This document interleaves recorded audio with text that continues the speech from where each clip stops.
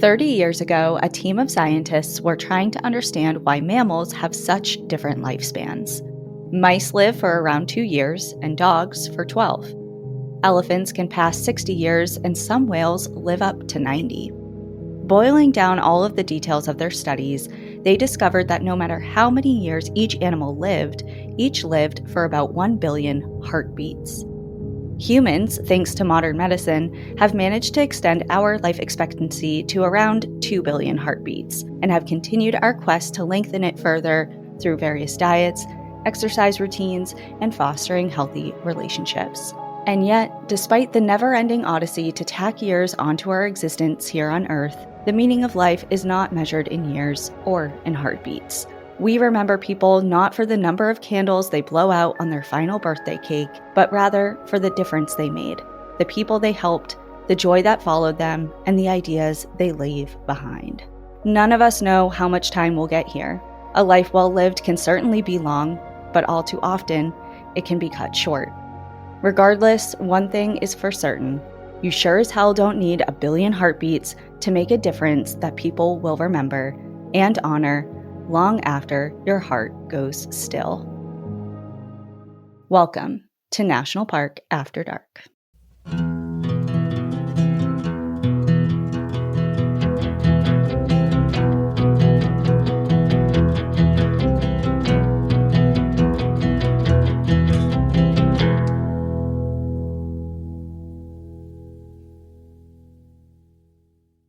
I really liked that intro.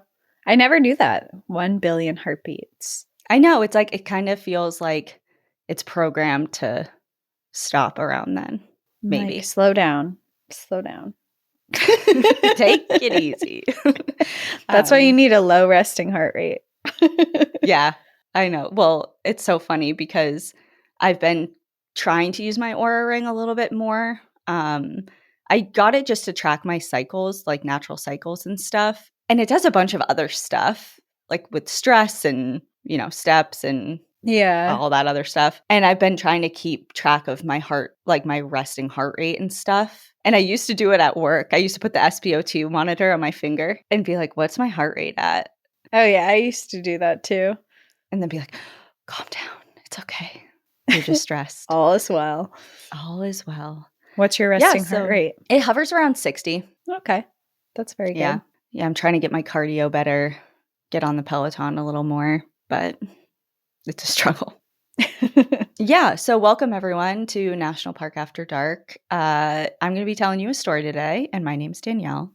I'm Cassie. I'm going to be listening to the story and hanging out. Getting comfy. It's so funny. The other day I looked at one of the comments on Patreon because we posted like a video version of the episode on there. Yeah. And somebody was like, I love how just throughout this episode Cassie is getting comfier and comfier. Like your blanket just kept rising up to your chin. I start off like normal, just hanging out, and by the end of it I'm like, you're a cocoon. Yeah, you're not even here. Yeah, well, today I have a really interesting story about somebody that I first learned about when we were in Rocky Mountain National Park, actually earlier this year.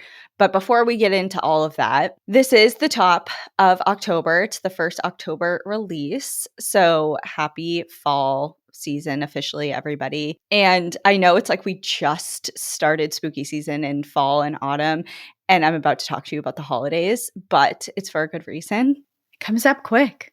It does. It sneaks up on you, and I'm trying to get ahead of it this year because last year we did this, but it was kind of late and it wasn't as good as it could have been. So this year we're going to try and do something different. We're putting together an outsider's gift guide, and that means we want to put together, it's nothing fancy. It's just going to be kind of a condensed list of small businesses that are owned and operated by National Park After Dark listeners. And we're going to send it out to our email subscribers as a way of supporting our community as the holidays approach. And we just have so many listeners that are not only so talented with, creating tangible physical things, whether it be art or I don't know, just unique pieces, but also that have really cool companies, because we all know you don't have to give a physical gift. You can give an experience or a service. And we have so many listeners who just are so talented and offer so many awesome things that we get to hear about because they'll email us about it. And we want to make sure that everybody else has the opportunity to not only know about those cool things, but also support them during the holiday season if you so choose. Yeah. And I feel like our outsider NPAD community has supported us so much throughout the years that it's a fun way to kind of give back to you guys to help support your businesses and to connect our community all together. So it's a fun, more local way to shop, and also probably a lot more unique because we're hoping to highlight some of you that have things that maybe people don't even know exist yet. Right. So if you want to be two things, if you want to be considered to be included in the gift guide, and we say considered not because like we're judging you or anything, but because we expect the response to be, if it's anything like last year, really overwhelming. We're only two girls, okay? And we don't we can only put so much, but we'll try to include as much as we can. Yeah. And we'll put it through into like sections kind of to make it a little more easy to read and things like that. But either way, yeah, if you want to be considered to be included, please write to assistant@npadpodcast.com. That's kind of our side email we use for things like this. Yeah. And we'll put a link, we'll put that in our show description too, so you can just click it. Yep. And then put gift guide in the subject line. And on the reverse of that, if you want to receive this gift guide, sign up for our email. If you go onto our website, there's a pop-up right away that asks if you want to subscribe. We literally don't spam because we don't have the time. We're just two girls. We're just two girls. We do a newsletter once a month that we put together. And with the exception of this gift guide, this will come out, if all goes well, at the very beginning of November so that you have time to go through it and place orders and things like that for December. So yeah, that's what we're cooking up on the side. So if you're interested in that, now's the time. And we're accepting submissions until like the third week of October. So you have a couple weeks. Yeah, so if you're hearing this late, it might not be too late for you. Right. But if you're hearing it in November, sorry, there's always next year. Okay, well, moving on. Again, we mentioned spooky season, and I think especially with the tone of a lot of our episodes and kind of what we're all about, people are like so amped to hear spooky and scary and haunted things for the entire month of October. But I'm not going to give that to you today.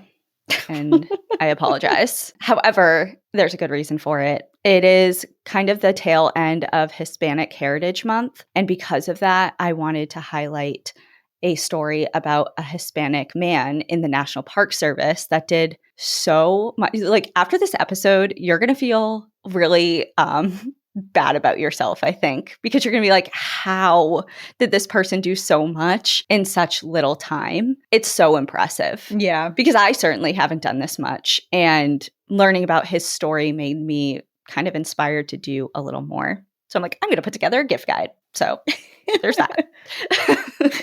And yeah, I learned about this originally when we went to, God, why can't I think of it? When we went to Rocky Mountain National Park, it was a book in the visitor center and I took a picture of it. I'm like, I'm coming back for you. Oh, cool. I love finding stories like that. Yeah. All right. So let's get going. In February of 1936, 4 cars found themselves stuck in the Rio Grande River. There is no bridge between West Texas and Buquia in Mexico, so the cars had tried and ultimately failed to drive through a shallow section of the waterway. Around 20 men, representatives from both the United States and Mexico, climbed out of the trapped vehicles. They had convened to discuss the creation of parks along and across the shared international boundary. The catalyst for this trip had come the year before, when President Franklin Roosevelt authorized the creation of Big Bend National Park in Texas, just north of the river crossing that they were stranded in. While the designation was still a formality, it entrusted the National Park Service with a vast landscape, from the towering Chisos Mountains to the sprawling Chihuahuan Desert and dramatic canyons carved by the Rio Grande. But unlike many of the earliest national parks, Big Bend was not granted the status for scenic qualities alone. The Park Service first sent a biologist to survey the area, in part to document the wildlife that lived there, which was pretty standard, which included mountain lions, ringtails, and javelinas, known as pecaries for those who, they look like wild pigs, kind of. Oh, Do you know okay. what they, okay. Yeah. But also to judge if the proposed park boundaries could provide enough habitat for those same animals to thrive in. And it was with that biologist's findings and endorsement that Big Bend State Park became a national park. The International Commission, who was eventually towed out of the river by Mexican ranchers on horseback, was meeting to discuss taking the designation up a notch, how international parks might extend those protections already in place even further. So it's like started as a protected space at the state park. It got bumped up to a national park. And now they're like, let's see if we can make this international because they wanted to expand across borders. Okay, so for clarification, you found this book in Rocky Mountain National Park, but the Yes. story is about Big Bend National Park. No, it's Right. Yes, we're talking about Big Bend right now in this particular circumstance. This story is actually, I know we usually centered this around a particular public land, specifically whether it be a national park or national forest. This is actually about a individual that did a lot for the National Park Service in general. Okay, so we're going to be like hopping around to national parks. Gotcha. Yep.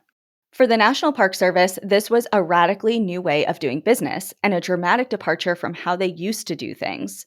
It was the start of a shift towards science-driven management and towards the agency that we all know and love and respect today. Since its founding in 1916, park rangers have killed coyotes, mountain lions, and even pelicans to protect game animals. Now, it seemed like all animals were being considered, at the very least, fairly. And if you asked leaders in the Park Service at the time, the people with power and the people with influence, who we have to thank for this change, they'd all answer with one name: George Meléndez Wright. So that is who we are going to be speaking about today. Interesting.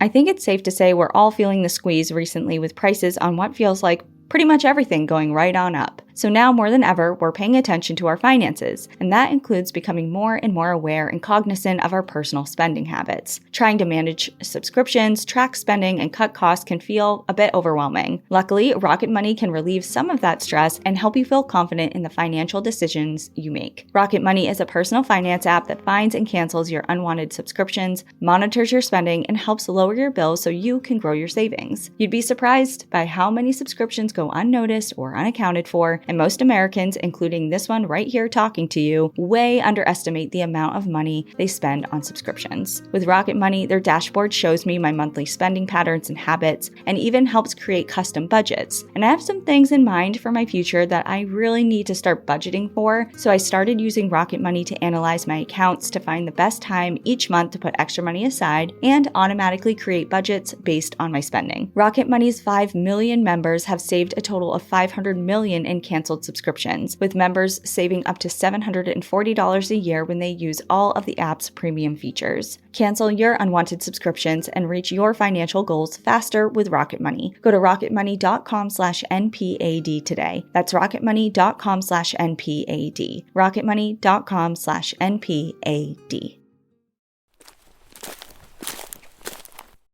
By just 31 years old, George Wright was the director of the National Park Service's Wildlife Division and the first Hispanic man to hold a professional role in the entire agency. He had conducted the first ever comprehensive wildlife survey in national parks, and his skill as a field biologist was surpassed only by his personality. When asked to describe him, his friends said he was always quickly welcomed anywhere he went, and that his personality was unforgettable. He was considerate, could win people over easily, even those who at first were a little wary about him or didn't really know what he was all about, either as an individual or his stance in the wildlife division. But with his knowledge and his intellect and his charisma, it got him places with people and won people over at least to consider having a conversation at the very least. And it also got him sent on many different trips for the Park Service, including the International Commission trip to Big Bend. In each photo taken of the group, George, often sporting a wide smile, was the shortest. At just 5'4", he earned the nickname Chapo, or Shorty in Spanish. And it is true. It's always like, when you're looking at black and white photos, especially, it just, a lot of features kind of blend in, and especially the style and the way people not only dress, but had their hair, their facial hair and things like that. It's like, you kind of all look the same immediately. You're like, okay, well, that's George because he's small. We love a short king. Yes, we do. These trips, to which he referred to as wilderness elixirs, were much needed literal breaths of fresh air from his busy schedule in his Washington office. And this was not the only trip of its kind for him that year. He made several to the Everglades, surveying proposed park boundaries by blimp and serving as the personal guide to the Secretary of the Interior, who immediately became a fan of George's. He seemed right at home with diplomats and dignitaries just as much as he was with ranchers and old-timers in rural America. One of the many, many reasons some believed he was well on his way to climbing the ladder all the way to the top to someday become the director of the National Park Service.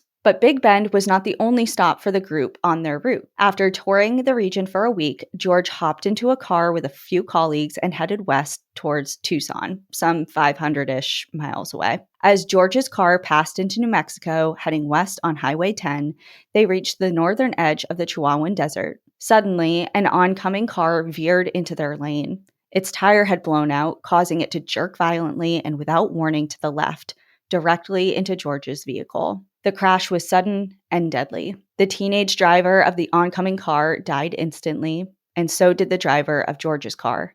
George sustained massive injuries, and despite being pulled from the wreckage by his surviving friends, it was too late. George Wright was dead at 31 years old. But as we've said before, it isn't about how one dies, but how they live. So let's rewind the tape.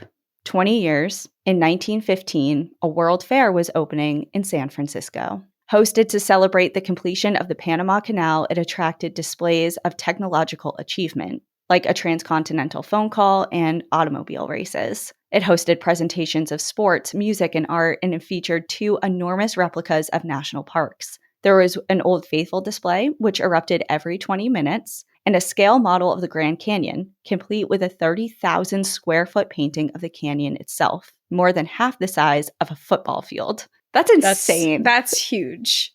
This is like a science fair on steroids. And I wonder, we've talked about World's Fairs before, especially with your episode, what was it on? The tree? Yeah, the centennial tree in Sequoia. Do you think it was at this one? Where is this again? San Francisco? No, because they shipped this to, they shipped the centennial tree to the East Coast to prove that they existed. Oh, because people in the East didn't believe them. Okay, right. Yes. That was kind of a long time ago, that episode, but it was really good. And we talked at length about World's Fairs and like how cool they were in one aspect, but also how problematic they were. And problematic. Yeah. They used to put like people on display. Of color. Yeah. People on display, like indigenous people of color. Like they did a lot of really fucked up things as amusement at World Fairs, but they were also really interesting. They did have some interesting things. I don't think we should bring them back, but it is an interesting point of history. Yeah. This event was of great interest to George, who lived only 8 blocks away from the fair. He was just 11 years old at the time, and he was already an avid naturalist. He'd been carefully observing the birds who visited a bird bath behind his home and kept a list of the species that he had seen. His great-aunt Cordelia had encouraged him to pursue his passion for biology, sending him out to explore nearby Lake Merced and the Golden Gate parks with a bird book in hand. By this time, Aunt Cordelia, who he called Auntie, it was actually his great aunt, was George's only family and his primary caretaker, as both his parents had already passed away when he was a child. His father, John Wright, came from a successful family of steamship captains in San Francisco. His mother, Mercedes Meléndez Ramirez, came from a prominent family in El Salvador. How the couple met is kind of a mystery. It's been a little bit lost to time. There's a couple of different theories, maybe because Wright's shipping company brought coffee from El Salvador, or because Mercedes was sent to school in San Francisco, and that's maybe where they met. But regardless, by 1905, the two of them were married, had purchased a home in San Francisco, and had 3 sons, with George being the middle child. It was by all accounts a wonderful home, full of both conversations and customs in both English and Spanish, with the whole family traveling between San Francisco and El Salvador often. But in 1906, George's mother passed away suddenly from acute appendicitis, and within a few years, his father was diagnosed with cancer. His father did what he could for his 3 boys, including enlisting the help of his widowed stepmother, Cordelia. He left his youngest son, Charles, in the care of family in El Salvador, dividing up his estate between his children, and passed away a few months later at the age of 56. Oh, that's heartbreaking. I mean, it's a lot. It's a lot of death. Yep, one after the other. George's oldest brother moved to El Salvador, leaving George and Auntie alone in their San Francisco home. Despite their large age gap, so at this point in time, George is a child. I mean, he's barely 9 years old. And Cordelia was 72. So different ends of the spectrum here in life. Despite that, the two shared a really special bond and became constant companions. Beyond encouraging his passion for wildlife, Auntie taught him daily lessons until he started officially at school, which served as an early chance for his personality to really shine through. In high school, he founded the Audubon Society Club and served as its president at the age of 13. And by this time, he was already corresponding with the local University of California offices to organize field trips for his club, the Audubon Society. At 13? Yeah. Yep. He was active in the Boy Scouts, where he was tasked with teaching his fellow scouts about plants and animals. And he excelled academically, which I don't think there's a surprise in that. Yeah. At 16 years old, he was accepted to the forestry program at UC Berkeley. At 16? Yeah. So I don't know if that's standard for the time or if he was, like today, that would, I know it's possible, but it's uncommon. I don't know if at the time that was more standard or not. Yeah, to leave school early and go to college or something. Yeah, but regardless, it's a huge accomplishment. And Auntie, thrilled for him, bought a house near campus and moved with him. Aww. At Berkeley, he joined a frat, Delta Upsilon, which would become the center of his social life. And this is just, it's not very important to the story, but I just thought it was really funny.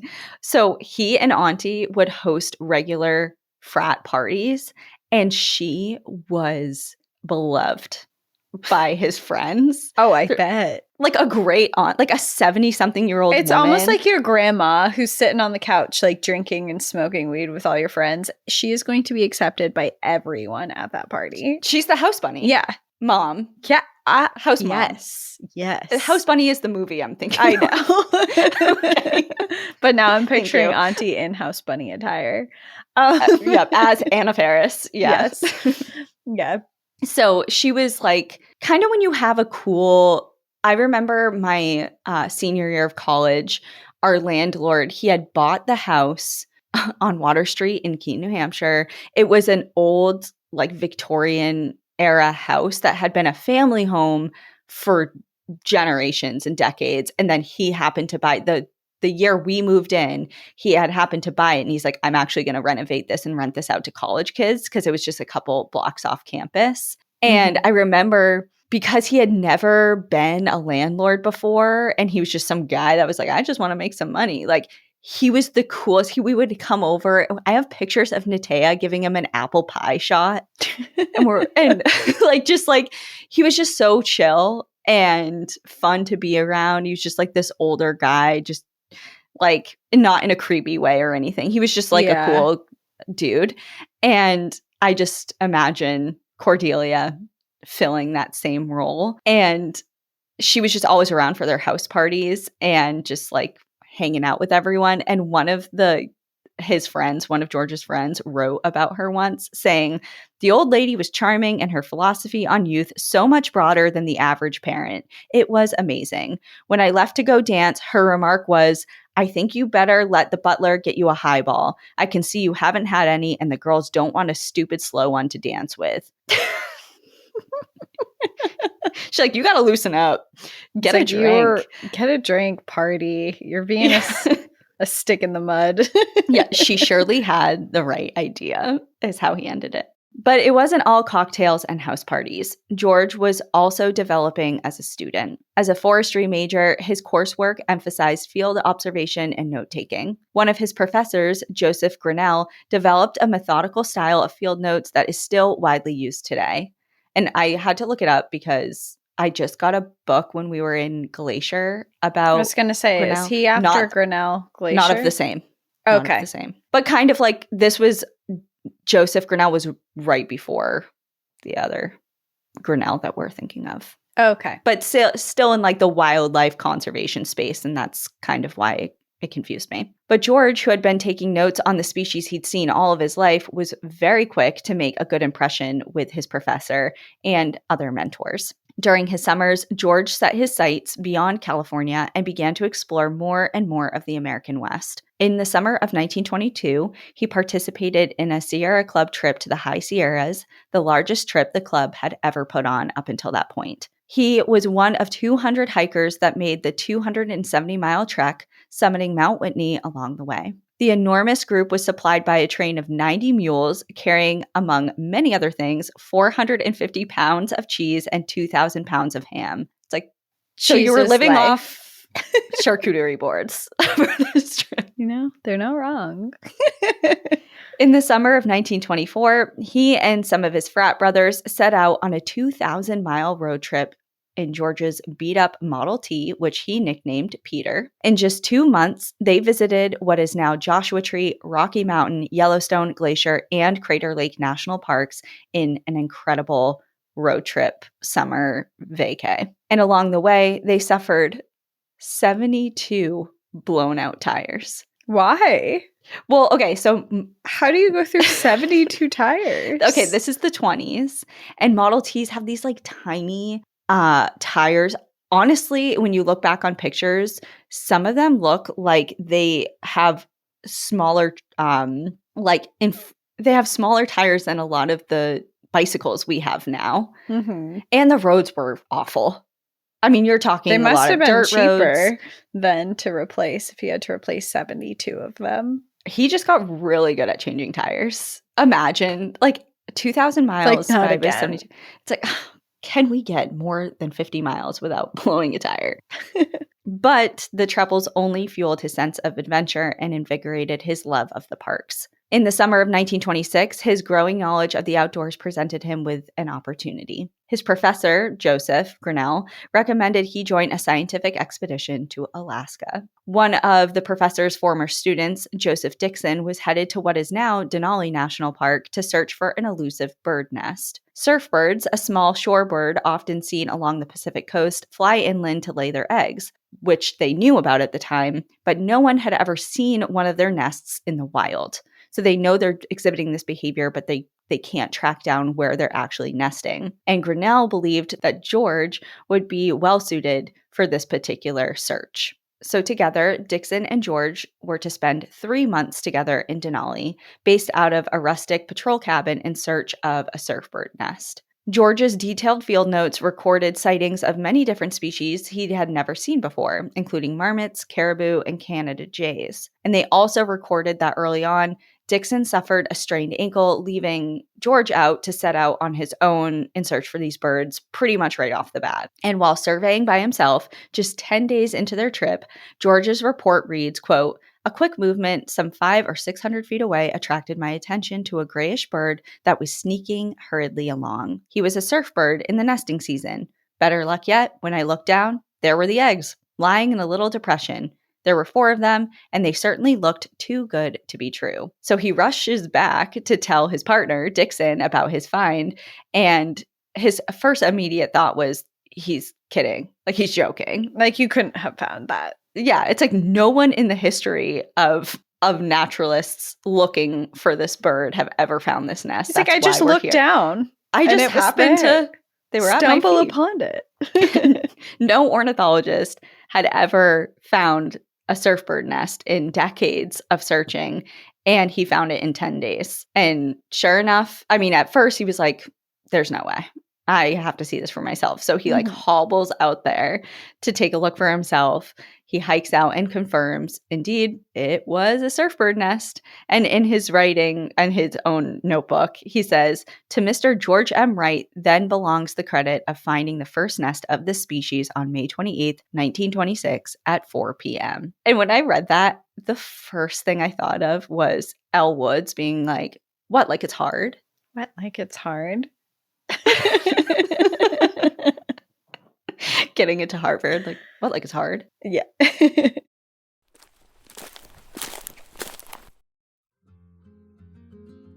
This episode of National Park After Dark is brought to you by Wild Grain. Wild Grain is the first bake from frozen subscription box for artisanal breads, seasonal pastries, and fresh pastas. And for every impatient baker like myself, all items conveniently bake in 25 minutes or less. And for sensitive tummy people, unlike store-bought, Wild Grain uses a slow fermentation process that's easier on your belly, richer in nutrients and antioxidants, and made with simple ingredients you can actually pronounce. Their boxes are fully customizable, and they're constantly adding seasonal and limited time products for you to enjoy. And they have 3 options of boxes: classic, gluten-free, and plant-based. I just finished up decorating my yard for Halloween. It is October 1st as I'm recording this, after all. And as I did it, I had their pumpkin cinnamon biscuits baking in the oven. So when I was done, I walked into my kitchen and that sweet, yummy smell of fall was just wafting throughout my kitchen. And I rewarded myself with the sweetest of treats that was so easy and quick to make. This fall, treat yourself and your loved ones to warm sourdough breads and seasonal baked goods from Wild Grain. Rumor has it, they have apple cider donuts and pumpkin cinnamon biscuits, so get them before the seasonal items sell out. For a limited time, Wild Grain is offering our listeners $30 off the first box, plus free croissants in every box when you go to wildgrain.com/NPAD to start your subscription. You heard me, free croissants in every box, and $30 off your first box when you go to wildgrain.com/NPAD. That's wildgrain.com/NPAD, or you can use our promo code NPAD at checkout. Don't miss their seasonal products.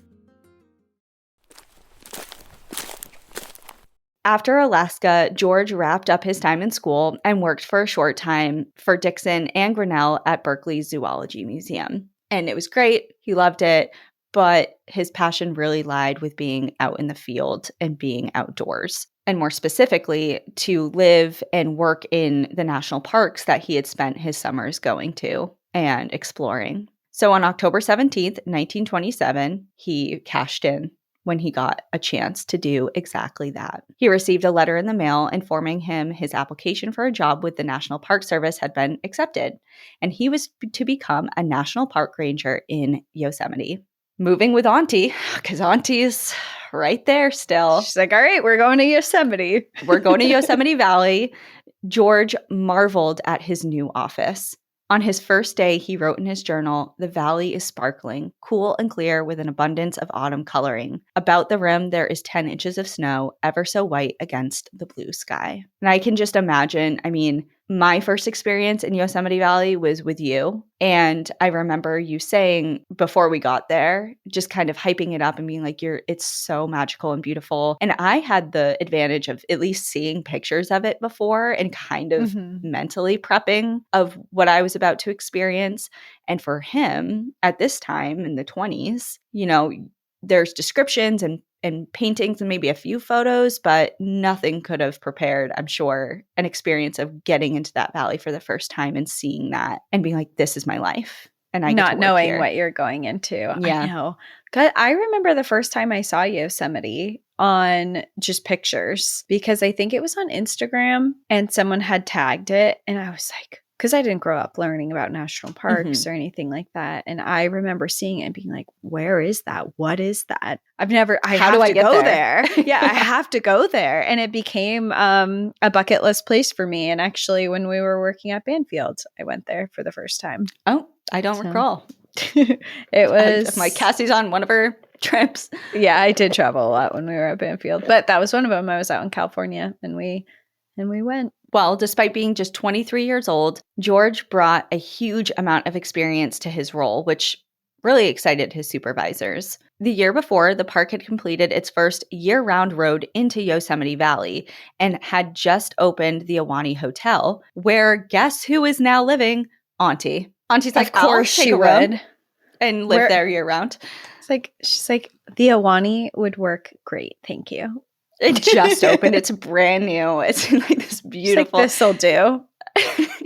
From frat house to the Awani. Look at her go. She's living large. Yeah. I wrote in my notes. Sometimes I'm like, when I'm first doing this, putting this together, I put my initial thoughts in here in case I don't have them in real time. I wrote, this lady is just Livin. She You're is. not wrong. The increase in tourism that the Awani generated and that this year-round road is now providing actually helped create George's position, and he quickly started giving talks for visitors at the Yosemite Museum where he was based. And yet, almost as quickly as his dream had been realized, it nearly came undone. An administrative worker reviewing his hiring paperwork determined that George was too short to be a park ranger. What? Okay, how tall is he? 5'4". 5'4". He's taller than us. He is taller than us. I'm 5'2.5" on a good day. You're not 2.5. You're 5'2" Yes, for sure. No, I'm 5'2" you don't get to and 3/4 sometimes. I'm 5'3", and in pictures I look a lot taller than you. That is not true. That's a fact. It's okay to be small. I don't mind being small, but that's how tall I am. Unless I grew. It's your hair. It is my hair. It's full of secrets. Well, at the time, all rangers were required to serve as law enforcement as well and to carry a gun. And while it was never stated on the application, this came with a height requirement and one that George failed to clear at just 5'4". What's the height requirement? I don't know. I couldn't find that. But they were like, They just looked like at him and was like, no. Like, you're too short to ride this ride. Fortunately, his supervisors fought the decision. They even enlisted Horace Albright, the assistant director of the National Park Service, to petition for an exception for him. In a persistent series of letters, Albright cited George's lengthy list of accomplishments and stated plainly, "We must take no chances of losing this valuable man." And ultimately, he was permitted to stay. Good. That's a ridiculous requirement. Yeah. I hope that, I mean, I know for a fact that is no longer in existence, but I hope that this situation with George was the catalyst for that to kind of squashed ousted. That.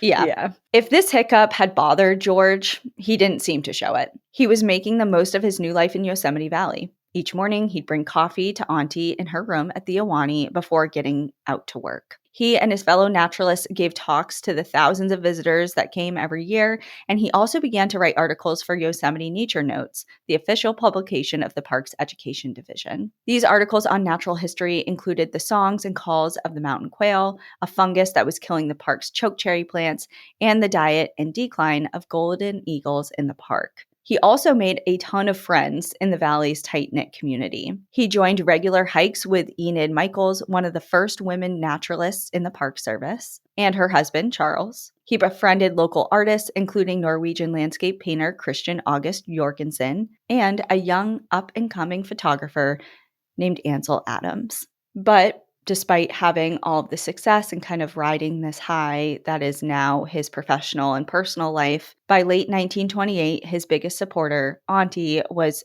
in ailing health. At the age of 88, she had grown weak and suffered some health setbacks. George wrote of this time that he was always prepared for an emergency move, but on December 19th, Auntie passed away in the Awani Hotel. The impact that she had on George's life was immeasurable.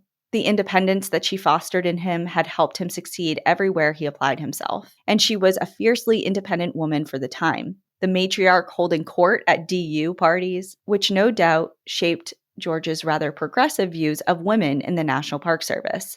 But most of all, she was family. As he returned to work, his perspectives on wildlife management in the national parks began to take shape. He wrote about his dislike for several practices common in the National Park Service at the time. Many parks in the West advertised bear shows, which we've talked about, at length in several different episodes. But TLDR version, they were essentially piles of trash dumped to attract bears for visitor viewing purposes, like a tourism type of show. It served as entertainment, which was, as we know, extremely problematic. Several other parks, including Yosemite, constructed makeshift zoos as well, corralling local wildlife for guaranteed displays, which we haven't talked about a lot, but was a thing. It's just crazy. Welcome to the national park. See our caged wildlife. And it's kind of like we make fun of people, especially historic accounts of people being like, when do you release the animals or when do you put them back?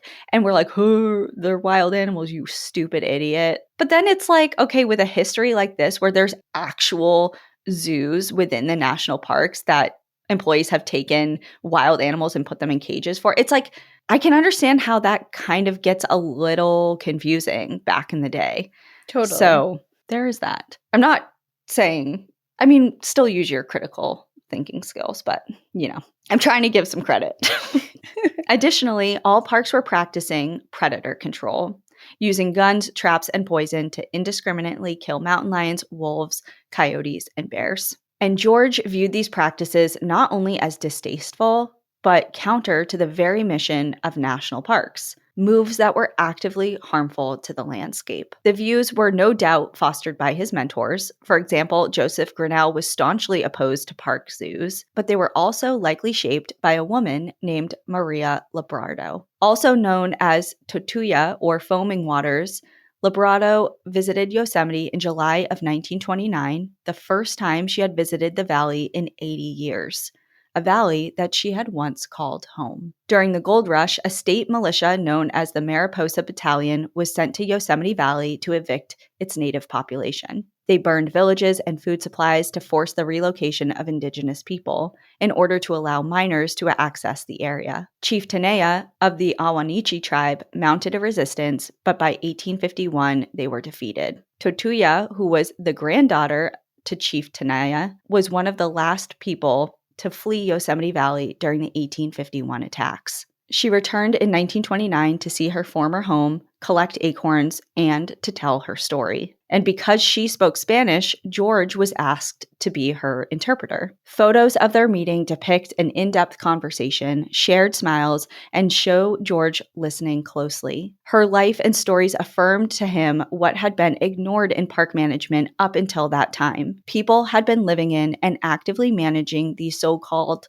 untouched wilderness spaces for thousands of years. Up until that time, the National Park Service practiced what some historians have called facade management, protecting scenery and prioritizing visitor enjoyment without any interest in or understanding of the consequences that those choices had. George had been wrestling with the consequences of actions like predator control and bear feeding, and believed that successful park management would involve active efforts to undo those practices. He's like, I'm recognizing all of the problems that these practices are having. How do we right these wrongs? And how do we stop doing this? And how do we preserve scale? the land in a better way that actually preserves it and isn't? Because obviously what they're doing is harmful, even though that wasn't the intent. Yeah. And, starting to incorporate and integrate and acknowledge Indigenous voices and knowledge and, just kind of like this all-encompassing revamp and pivoting how things are done at,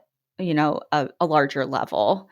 And not just in Yosemite, but of course he's based there. So it's kind of like that's where his focus was at first, but he had larger plans. He believed that in an ideal world, parks should be to maintain the landscape in a primeval condition free of harmful human influence. He wrote in his journal, quote, "Recognition that there are wildlife programs is admission that unnatural, man-made conditions exist. Therefore, there can be no logical objection to further inference by man to correct those conditions and restore the natural state." He started to formulate an idea, a multi-year survey of wildlife problems across national parks in the West. He argued this would allow the National Park Service, for the very first time, to understand the issues wildlife are facing and do something about them. He wrote about this idea to his friend Joseph Dixon, the one who's like, how did you just find these birds in 1 hour? Years after their search for the surfbird, Dixon was now the head field naturalist for the Park Service. George laid out his plan for the survey, which Dixon eagerly supported, and the two began to slowly discuss the plan with more and more people. And it just goes to show it's not always what you know, but who you know that really propel things, because if he didn't have these connections, this may not have gone anywhere, even if it was a brilliant idea and something that was going to change everything for the Park Service. Some expressed doubt that George could lead such an ambitious effort because number one, it has never been done before. So it's unprecedented in that way. But he's 25 years old. And he's only 5'4". And he's 5'4". He's short. So how could he possibly? How could short people do anything? Well, in response to those concerns, the pair agreed that Dixon, with his additional years of experience, should be the face of the operation. And others worried that the National Park Service lacked the funds to finance the survey, just point blank. But George, in response, said, okay, I'll pay for it then. So he funded the entire operation, pulling money from his inheritance to create a private trust. Short man with big pockets. Yeah. And such a passion for like what he believed in. It's like he works for the federal government, and you would think that they would fund something like this. And he's like, well, if you can't, I think it should be done. So I'll pay for it then. If you don't have the money, then I will use my own inheritance that was supposed to be for my livelihood for the cause. Yeah. It's like, explain to me what a teacher faces every single day. Yeah.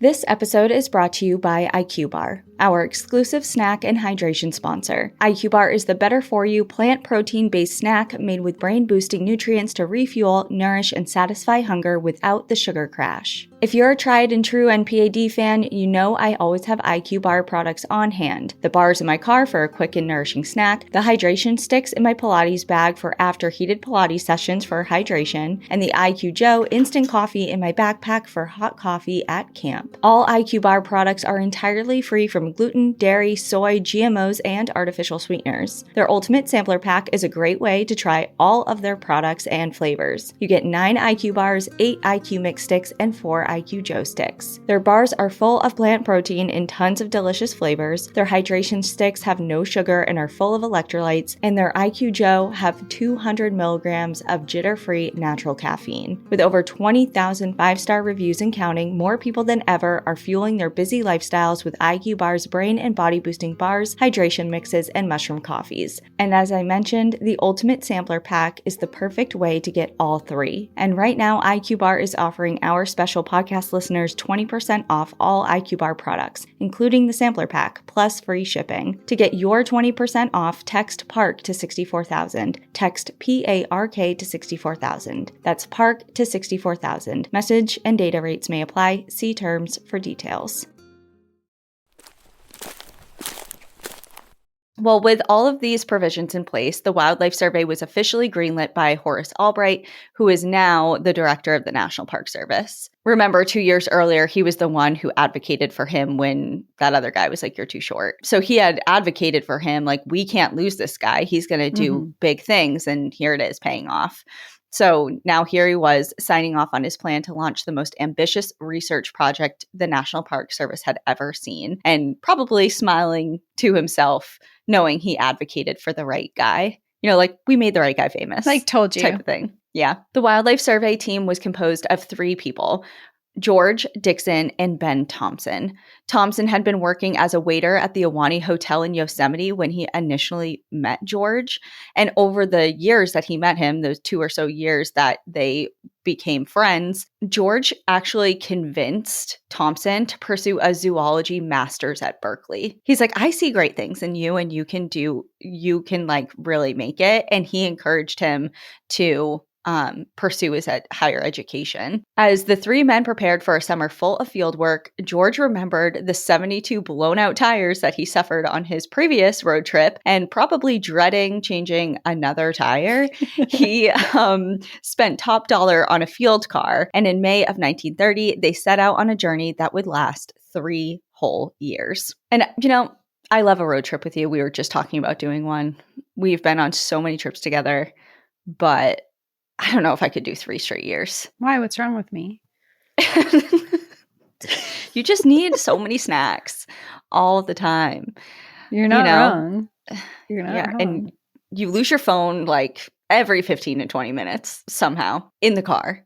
You're like, hold on, I have to check for my phone. Can you check my location? That happened one time for a duration of 30 minutes. Happens a lot. And also, 3 years away from home is just too far too long, I think. Right.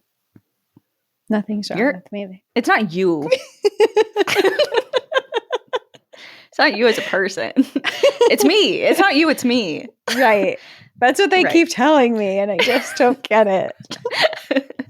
So the Wildlife Survey would eventually visit 14 national parks, and in each park, they sought to gather a broad perspective on the issues facing wildlife. They met with park superintendents to evaluate different park management actions and interviewed what they referred to as old-timers in the area to understand how things used to be in whatever park they were at and what changes they've noticed on the landscape. It was through these conversations that George and the team would identify issues in each park and begin to collect data, which is just so like something that we see also, we just saw. So we didn't mention, but we just returned from a trip to Voyageurs National Park, where we did a weekend with the Voyageurs Wolf Project. And a lot of what we learned that weekend was just this collaborative approach that the project has with the residents that live in and around the park and are living and working and recreating with and trying to ranch among wolves, and how different coexistence measures either do or don't work, or they just listen to the locals about their frustrations or their worries or whatever, and that is integrated into how they operate and how the project is run. And we see that over and over, not only with different like wildlife things, but even the park itself. We were talking to some people who work at the headquarters at Voyageurs, and they were showing us some archival footage and materials about how when the park was established in 1975, like some of the frustrations that the locals had with either selling their property or having different parcels of land dedicated to the park that now is no longer available for private use and it's now public. And just kind of the conversations that we kind of take for granted. Like, well, of course you talk to the locals. Why wouldn't you? It's like back then, that was not something that was ever considered. Yeah. And I mean, even still today is a struggle throughout. So seeing it incorporated is actually big, huge steps that are being made to talk. Because I mean, especially when you are, of course, we're huge advocates for preserving land in national parks, but you have to, if it's impeding on someone's livelihood and it's taking away their land and it's interrupting where they live, they need to be at a bare minimum a part of the conversation. Yeah, exactly. Well, his biggest thing, I mean, of course, this is kind of centered on wildlife management, this whole project.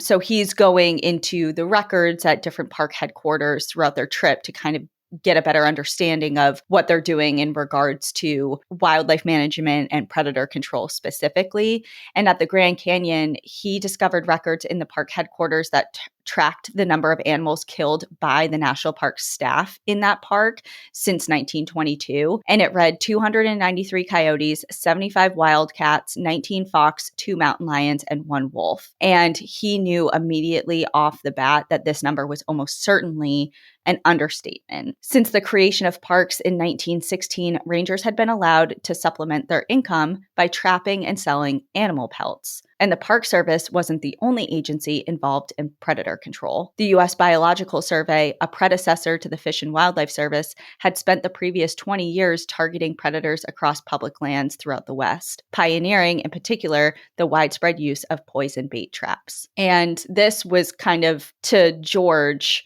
he viewed this as not only like it probably upset him at a fundamental level, but also he recognized that the absence of predators revealed that the parks were incomplete. He believed, and rightfully so, that these predators were indicators of a healthy environment and should be afforded the same protections the National Park Service gave to other species. Yet no matter how much George disagreed with a practice, he never reprimanded or chastised those he spoke to, like the rangers who would hop out of their car while driving him around to shoot a coyote running across the road. The wildlife team would eventually make recommendations on how to address these problems, but while in the field, George was simply there to observe and to listen. That would be so hard for me. And I feel like that's so hypocritical to be employed in a park to protect the area. And I know that there's a different view at this point in time, but you're there to protect these species in the land that lives here. And you are also privy to a lot of information that other people aren't, or say just an average hunter who is out. You're privy to a lot of information of where these animals are, and you're just allowed to like go off in your own time and go exactly where you know that they are and wait for them and hunt them. Well, and not only allowed, but encouraged. Yeah. It's like, we'll pay you. The government is not only employing you, but they're going to pay you for every predator pelt that you bring back. Yeah, like, so there's incentive as yeah. well. And especially in a time where you have to provide for your families and stuff. You're like, oh, this is great. I'm in the place I love.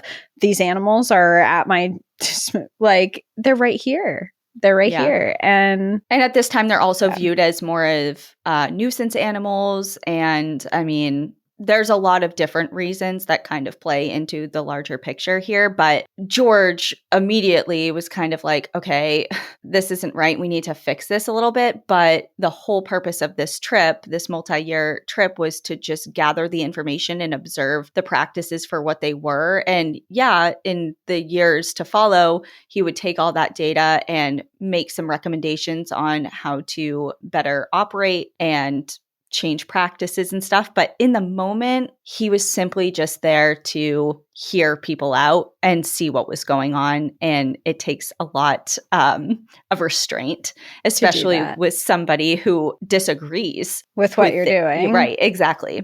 Yeah. It's moments like these and stories like these and these. I just think if people had taken the time to actually talk to Indigenous people way back when, not even that far, and even now, there's so much we could have known and learned about our land, or their land, and not made so many mistakes to eradicate species and ruin landscapes. And it's interesting now having these conversations where they're like, they were thought of these nuisance species, where I guarantee if you had spoken to any Indigenous people before that, you would have learned that they're not a nuisance, that they have a real meaning to being here. And I just think of that when you're talking about it. I'm like, God. It's a real missed opportunity to say it very plainly.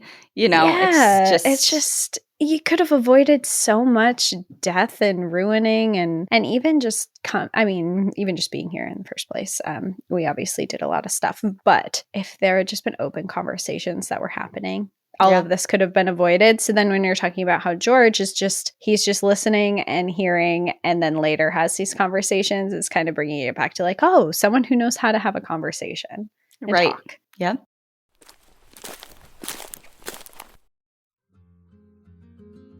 Recently, I've been getting texts about failed delivery attempts from allegedly UPS, and because I always have my ears and eyes open for scams, I knew this was one right off the bat, especially because they requested I verify my identity by giving them over financial information. And I know this is the age of electronically sending and receiving money, but come on now. Your security deserves to be a priority, and Cash App treats it that way. With Security Lock, Cash App requires a successful Face ID or biometric authentication to access your account. It's like your money is protected by your own personal bodyguard, even if your phone is lost or stolen. Plus, if you're about to send money to someone new and Cash App notices something looks a bit off, or you might be falling for a scam, it will send you a warning before the money is sent to confirm that everything looks right. Turn on Security Lock in your Cash App settings today and pay attention to scam warnings to keep your money safe. Learn more at cash.app/security. For a limited time, new Cash App customers can earn $10 if they use code SECURE10 in their profile at sign up and send $5 to a friend within 14 days. Terms apply. Cash App is a financial services platform, not a bank. Banking services provided by Cash App's bank partners. Prepaid debit cards issued by Sutton Bank, member FDIC. Discounts provided by Cash App, a Block Inc. brand. Visit cash.app/legal/podcast for full disclosures. One mystery that the group hoped to understand was the shockingly low survival rate of swan chicks, which was a serious obstacle to their recovery. One day, Dixon spotted one possible explanation: and that was ravens. Ravens would constantly harass the swans, swooping into their nests while the adults were away, leading them to fly back and chase the ravens off. George and Thompson spent a few nights at another lake nearby and observed a raven cracking into an egg without alerting the nearby adults, flying off with its contents. To see the aftermath, the two biologists stripped to their underwear and carefully waded up to the nest itself, a large mound of dried plants 3 feet tall and 6 feet around. 5 eggs remained, all safe and sound as they should be. They took measurements and went back ashore unnoticed by the parents. Through work like this, they hope to lay out a foundation for a recovery plan for trumpeter swans. Understanding their habitat needs and the threats they face would allow parks to better protect them going forward. And sprinkled in with their detailed notes of wildlife surveys were glimpses into the lives of the biologists themselves during their 3-year-long trip. Their work was often challenging, getting up at 4 or 5 in the morning and hiking at far distances, but it also had its rewards.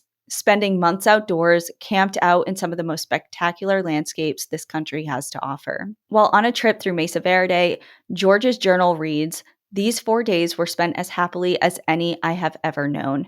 The desert scenery, for color and fantastic formations, surely must be as fine as any in the world." Even Dixon, whose notes were usually pretty, dry and direct and very clinical almost, leaned towards some flowery descriptions and bordering on poetry when in awe of the natural world. For example, he said, "Turning their tremendous spread of white wings against the blue waters of the lake, it made a picture never to be forgotten." In each park they visited, George encountered problems that we still see in certain locations today. And specifically, I want to hone in on one in particular, and that is park boundaries. There was no relationship between the park boundaries and the natural boundaries of habitats. In Mount Rainier, for example, deer, elk, and mountain goats flourished in the high elevation park throughout the summer, but come winter, they moved down to lower elevations, down into the Forest Service lands, which didn't afford the same protections as within the park, and many were immediately shot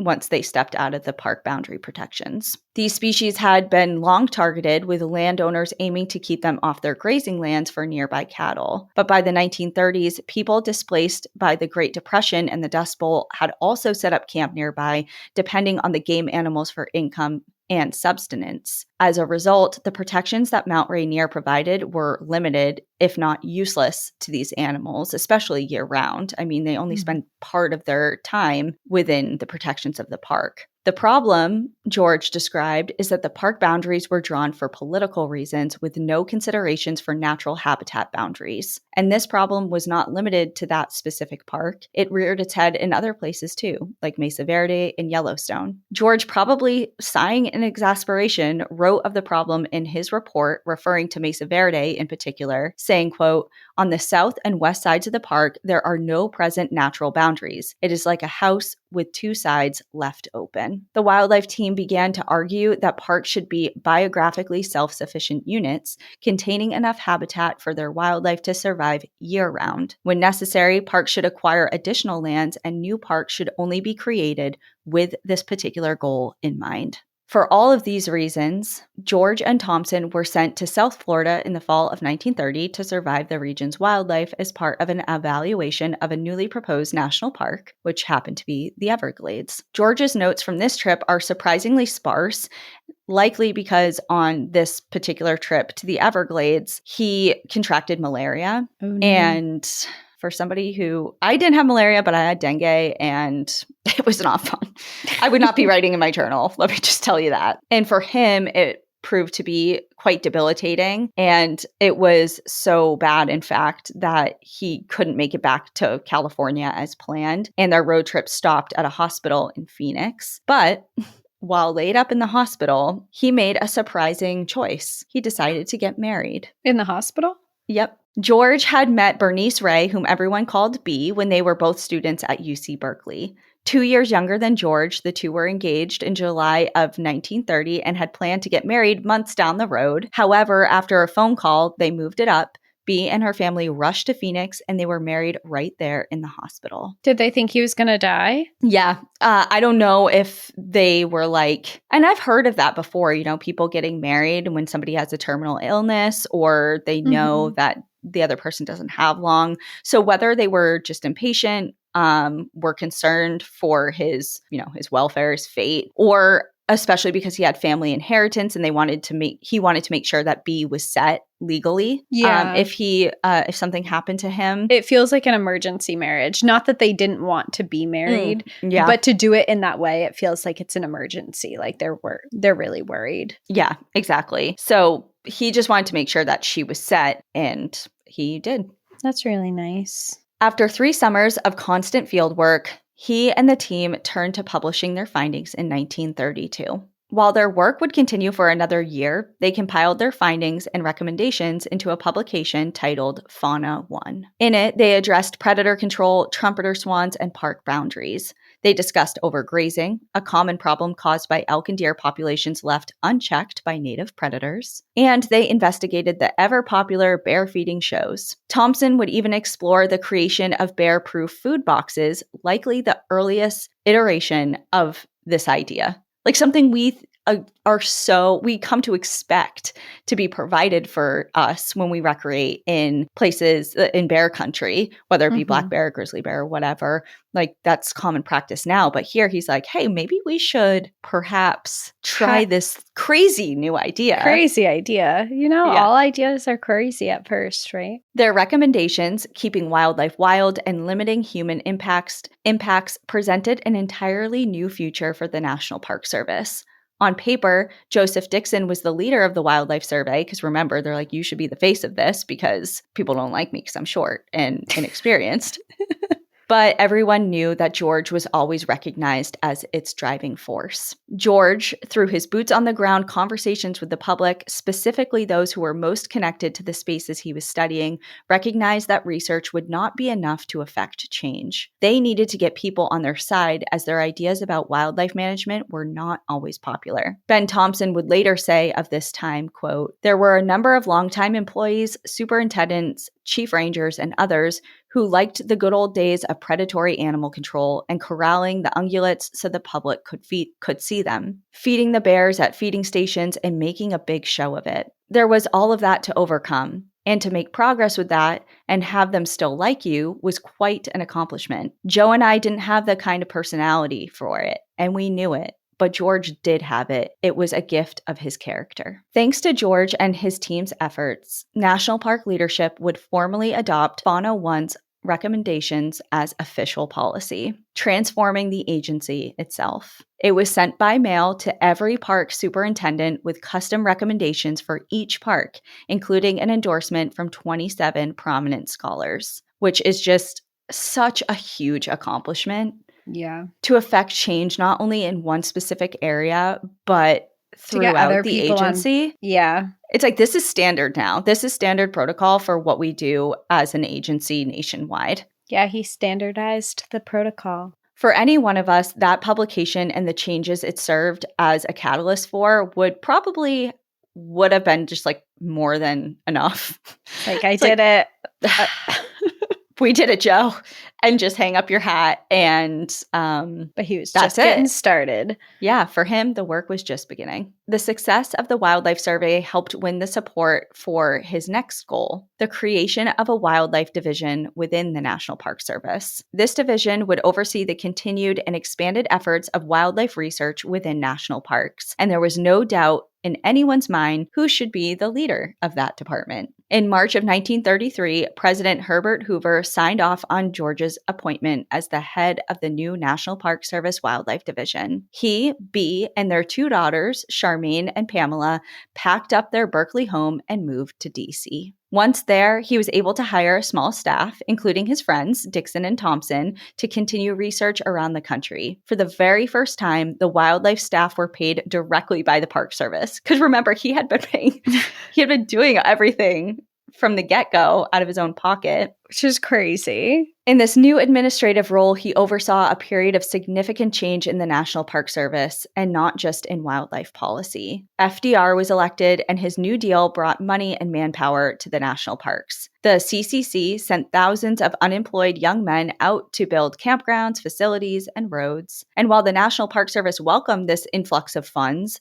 the resulting development projects often ran in opposition of George's position as a wildlife director. And just because he now led a wildlife division didn't mean he had a seat at every table when it was coming to making these decisions. But sure enough, he made his way into the room. In one example, he heard about a project that was going to essentially pave a certain portion of the road near the south rim of the Grand Canyon. And he had been there quite a number of times doing different surveys and gathering different data. So he knew that area and that dirt road in particular that they were trying to pave. And he knew that it spanned across a largely intact remote habitat between the Canyon Village and Havasupai Point, an area that had been overgrazed and was in need of restoration. Yet he only heard about this road project after it had been approved. Seeking to limit the impact of park planning efforts, he wrote a letter of protest to the director, making the case that the road should be kept as a wilderness trail for automobiles. Unpaved, he argued, it would both preserve habitat and provide a fantastic experience for any tourist who, quote, would like to do a little exploring on their own as a real wildlife trip. The engineers and the architects pushed back on him right away. George sent Thompson to the area to collect detailed data on the impacts that the road would have, and after considerable back and forth, it was agreed that the road would be modestly improved, but kept as a dirt one. And from then on, the Wildlife Division had a seat at every planning meeting. And this was just one of the many ways that George steadily shaped the National Park Service culture. It's just like he's right there he's like, okay, I hear you and I understand your concerns and your wants and needs and desires, but also like this is a problem and it's not like my way or the highway. And I think that's when we see so many butting of heads when it's like, no, we have to do everything my way. And there's no room for consideration of the other person or perspective. And he was just so good at coming to compromise that it made people more open to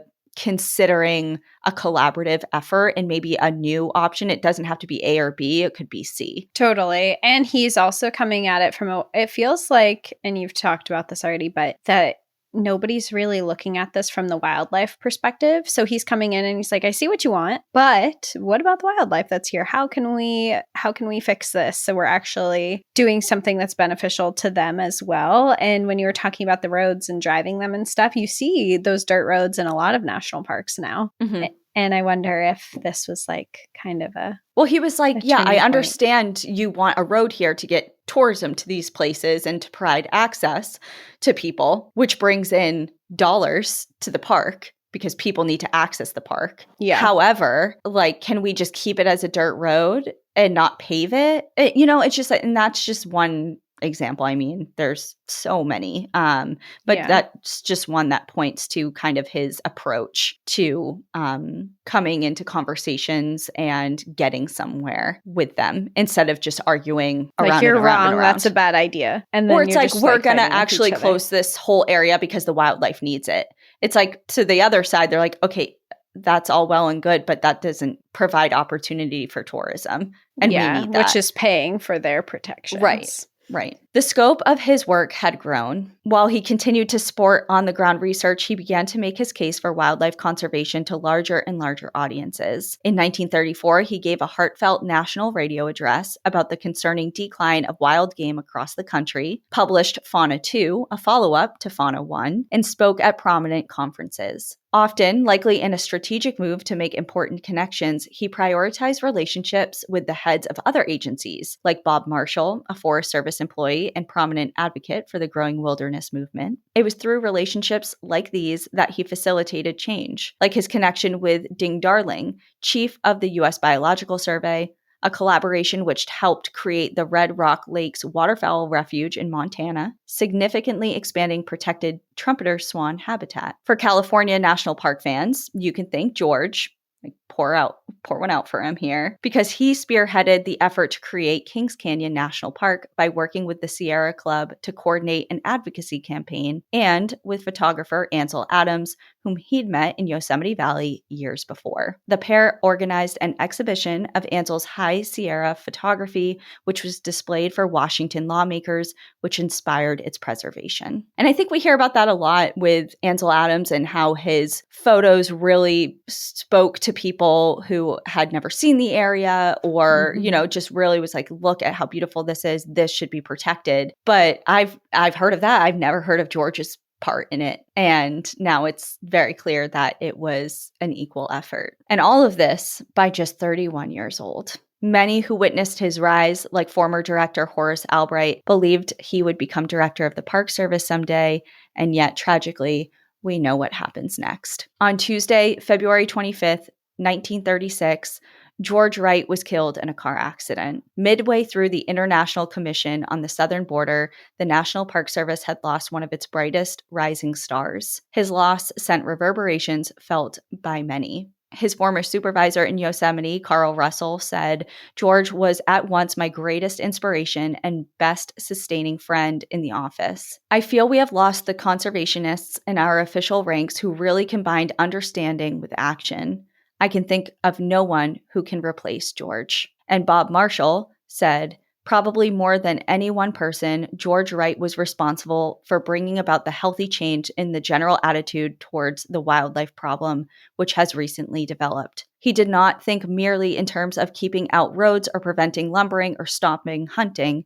He thought in terms of the primitive whole, just as he thought in terms of wildlife as a whole. No one could ever ask for a better friend." The Sunday after his death, B invited close friends over to the house where they put on George's favorite music and celebrated his life, then later went to Cypress Lawn Memorial Park and spread his ashes at Auntie's grave. Despite his short life, George Wright is widely known as the father of scientific research in the National Park Service. His view of wildlife and wilderness as a vast, interconnected system rather than separate units shifted how national parks operated and changed what we believe parks can and should be. His friendly approach, building relationships wherever he went, sped up the adoption of ideas that were, to many at the time and even now, considered radical. However, his absence in the wildlife division was felt in the years to come. Parks saw continued emphasis on the development through CCC projects, and without George present, the emphasis on wildlife declined in the years to come. Lowell Sumner, a biologist that worked under him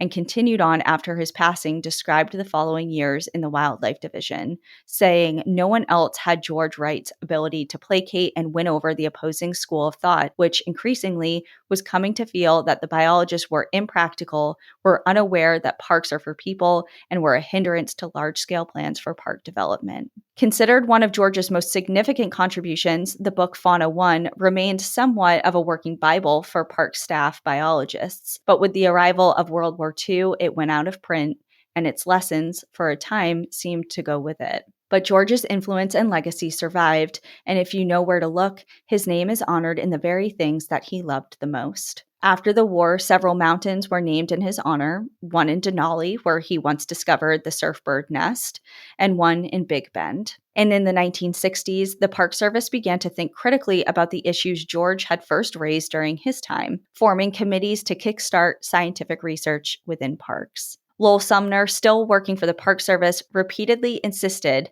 that George Wright had all this figured out years ago, someone totally ahead of his time. By the 1980s, two Park Service biologists who recognized how much they owed to George created the George Wright Society, a nonprofit whose mission is to, quote, "promote research, the synthesis of information, and the useful dissemination of results to management, policymakers, and the public, in whose hands the ultimate fate of parks, historic sites, and reserves will rest." Fauna 1 still exists today, and you can access it for free online. And if you are more of a visual person, photos taken by him, Dixon, and Thompson during that 3-year wildlife survey have been digitized for the first time and are available for all to see on the National Park Service History Collection website. George Wright's legacy as a boundary-breaking and pioneering wildlife biologist is something we can all admire.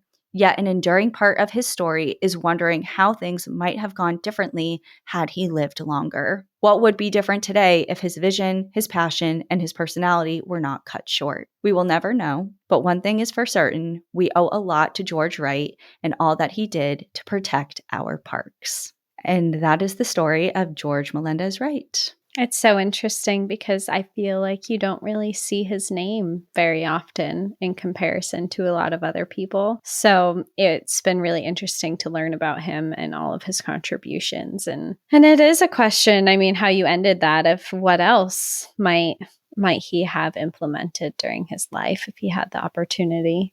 Mm-hmm. Yeah, I mean, he certainly served as a catalyst for change that we see in our experiences in parks today. And the questions that he had are still being contemplated and mulled over and thought out today on a larger scale. But yeah, I mean, going through the research for this and just the friends and connections that he had, you're right. Their names I've heard of before. Mm-hmm. Bob Marshall, Ansel Adams, even Grinnell, even though it was the wrong Grinnell.